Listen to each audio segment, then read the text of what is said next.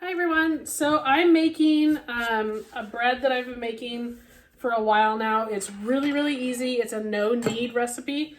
So first I'm just going to make a white bread. In a different video I'll show you how I also make my wheat bread. Make sure and get a bowl that's pretty big. It is going to rise a little bit. So I use a nice Pyrex bowl, and I like to have it, what size is this? I think this is a 4-quart bowl. This one works pretty well. So it's pretty easy. So first we're just going to take 3 cups of flour. And this is just plain old white flour. I have done this with bread flour before, and I think it gives it a little bit nicer texture, but I don't have any more bread flour. So we're just going to use plain white flour, and it works just fine. Now you want to add, let's see here. First, let's do our salt and our yeast, and then we'll talk about the water. So for the yeast, I just have these little packets right here. I also have, you can buy it on Amazon. It's a 1-pound pack of yeast, and that's super easy to use. You can put it in the freezer. It lasts forever. I haven't opened it yet because I still have some of these little packets. This is just Red Star Active Dry Yeast. So we want to use a 1/2 teaspoon of yeast. So this little thing is a 1/4 teaspoon, so I'm going to put 2 of those in here. And then I just put this back in the fridge because there's still more yeast in here. So I just put it in this little zippy, and then it'll stay in my fridge. And now we need 1 teaspoon of salt. You can use any kind of salt, sea salt, table salt, kosher, whatever you like. We're going to put 1 whole teaspoon of that. Again, this is my 1/4 teaspoon measure, so we're going to put 4 in here. So that is it. Now we're going to add our water.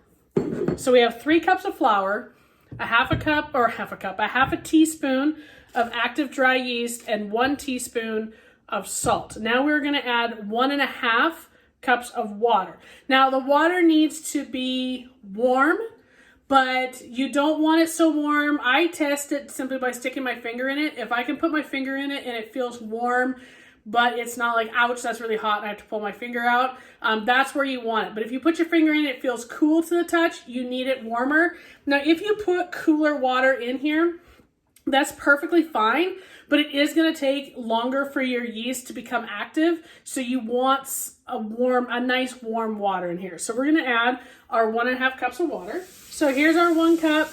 I can stick my finger in it. It's warm. I can leave my finger in there. It's not so hot that I want to jerk it out. So there's our 1 cup, and then I'll do my 1/2. Now from here, what you want to do is I just get a fork, and you're just going to stir it up. Now it's going to be quite sticky. And you just want to get to where you have all that flour soaked up. Now, bread can be super finicky and super testy to work with, and kind of view this recipe as more of a guideline. So in different parts of the country, different temperatures, different humidity levels, this is all going to act just a little bit differently. And so you might need to add a little bit more flour or a little bit more water, what may have you. What you're looking for is kind of a sticky, rough dough. This is a very shaggy dough. Pull the bowl up. So you see it's not formed into a ball or anything like that. It's very shaggy. What I want it to do is pick up all that flour that's all over the bowl.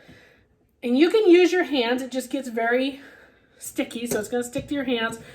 I like what it's doing.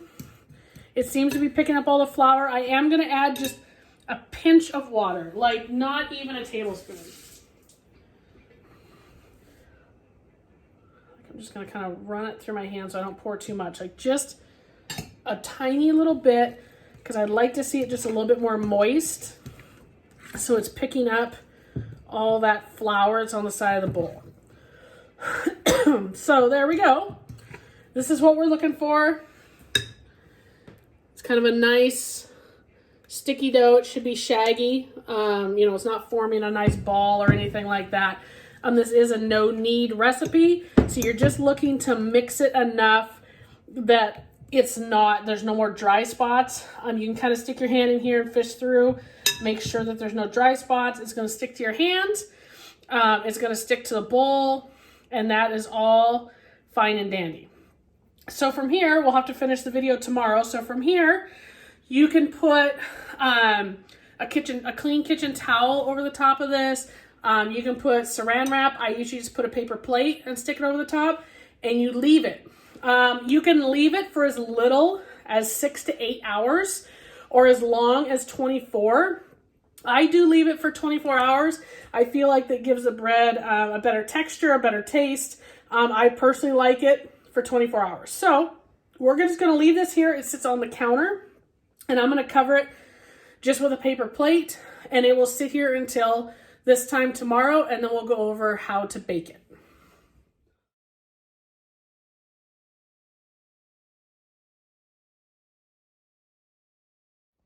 So it's the next day, and this is our bread. As you can see, it's risen a little bit. It has nice little bubbles in it. It looks really good. I think it's gonna have really nice texture. You like having all those bubbles. I've found that when there's more bubbles like that, it has a nice texture to it. It hasn't quite been 24 hours, and I want to wait just a little bit closer to that so I can bake it and have warm bread to go with dinner. So I'm just going to cover it back up, and it's just going to sit here till this evening. All right, so we're going to bake our bread. So take our cover off.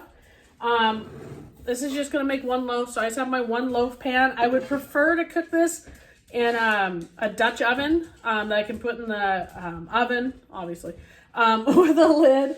But I don't have one. I'm going to get one, but we are going to use a loaf pan for this. But this bread is much better in a Dutch oven. If you can put it in there and you put the lid on, it's much better.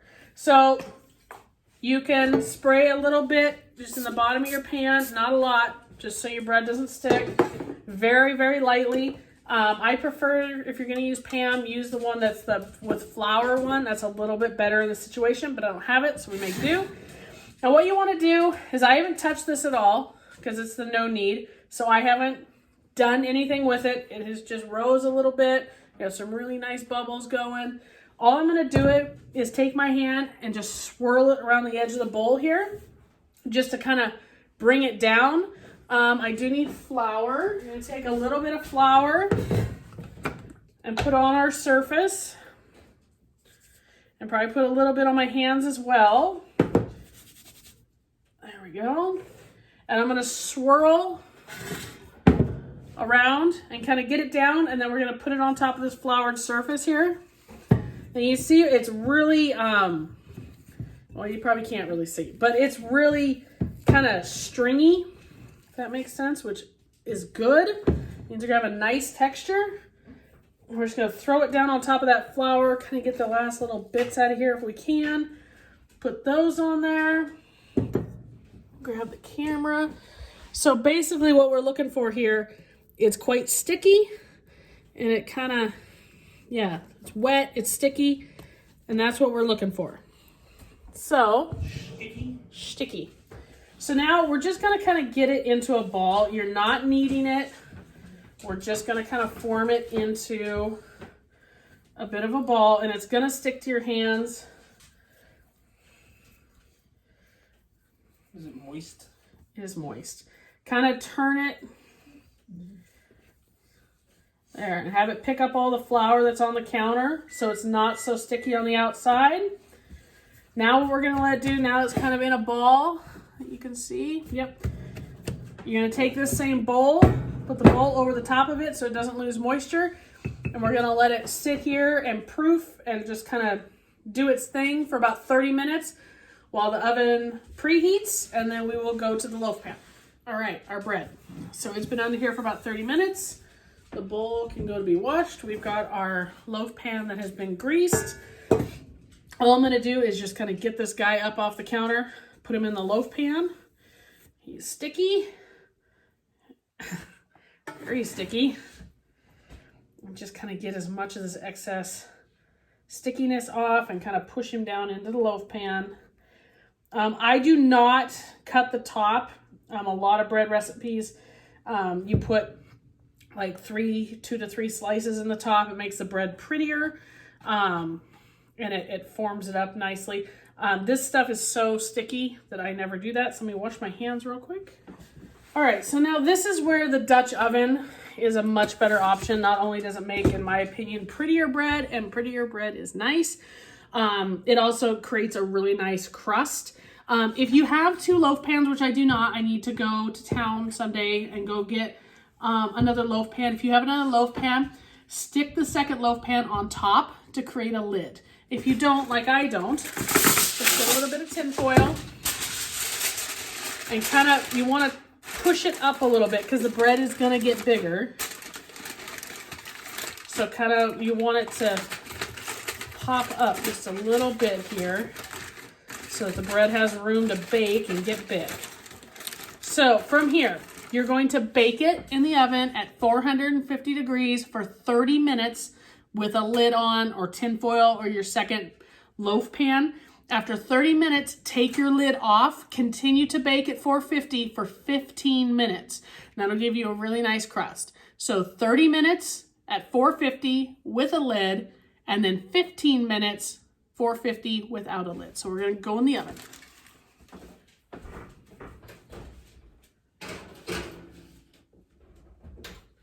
Alexa, set a timer for 30 minutes. That nice hollow sound is a good thing. You want to let it sit for probably at least 5 to 10 minutes.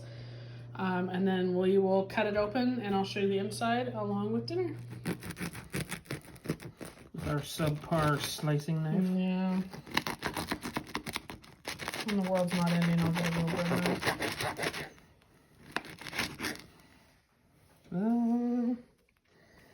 Perfect.